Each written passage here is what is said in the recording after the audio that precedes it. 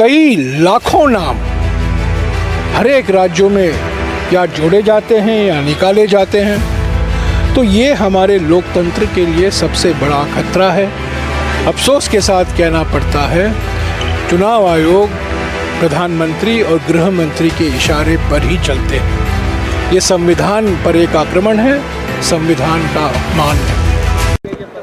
आज 11:30 बजे से लेकर 6:30 बजे तक 7 घंटे तक ये बैठक चली। सारे प्रभारी और इंचार्ज एआईसीसी के मौजूद थे और इस बैठक की अध्यक्षता कांग्रेस अध्यक्ष मल्लिकार्जुन खड़गे जी ने की, राहुल गांधी जी और सभी प्रभारी और इंचार्ज मौजूद थे। कई विषयों पर चर्चा हुई, ख़ास तौर से 26 दिसंबर 2024 को बेलगावी में जो नव सत्याग्रह बैठक में जो प्रस्ताव पारित हुआ था, उस पर जो फॉलोअप कार्रवाई करनी है उस पर चर्चा हुई है। मऊ में हमारी जय बापू, जय भीम, जय संविधान रैली हुआ था 26 जनवरी को, और अभी 1 साल के लिए संविधान बचाओ राष्ट्रीय यात्रा हर एक राज्य में, हर एक ज़िले में, हर एक प्रखंड में निकाला जाएगा, उस पर चर्चा हुई है। अप्रैल के पहले 10 दिनों में गुजरात में एआईसीसी का अगला अधिवेशन होगा, उस पर भी चर्चा हुई।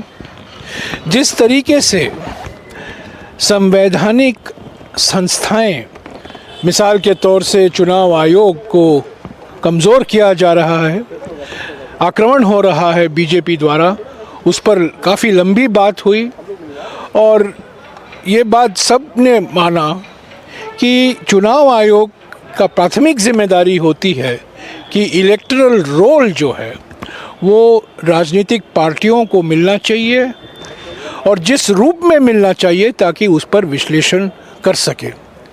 बहुत लोगों के मन में ये आशंका है कि ये फर्जी रोल है।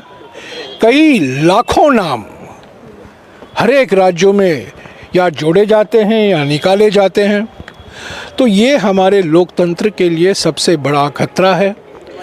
जो चुनाव होते हैं वो लेवल प्लेइंग फील्ड नहीं है और चुनाव आयोग, अफसोस के साथ कहना पड़ता है, चुनाव आयोग प्रधानमंत्री और गृह मंत्री के इशारे पर ही चलते हैं। ये संविधान पर एक आक्रमण है, संविधान का अपमान है। तो ऐसे कई मुद्दे थे। संगठन बेलगावी में हमने ये तय किया था कि 2025 संगठन का वर्ष होगा। संगठन सृजन कार्यक्रम की घोषणा हमने की थी और उसको लेकर हमारे करीब 800 डीसीसी जो हैं उसको हम और ज़्यादा मजबूत करें, उस पर कई सुझाव आए और इस पर भी अगले कुछ दिनों में आपको पूरी जानकारी दी जाएगी कि क्या क्या कदम हम उठाने वाले हैं। ये इंदिरा गांधी भवन में ये पहला बैठक था और आज से सारे प्रभारी और सारे इंचार्ज 30 लोग इसी भवन में बैठा करेंगे और आप देखते रहेंगे कि धीरे धीरे इंदिरा गांधी भवन में एक जो नई कांग्रेस उभर कर आएगी, नई ऊर्जा, नए संकल्प के साथ।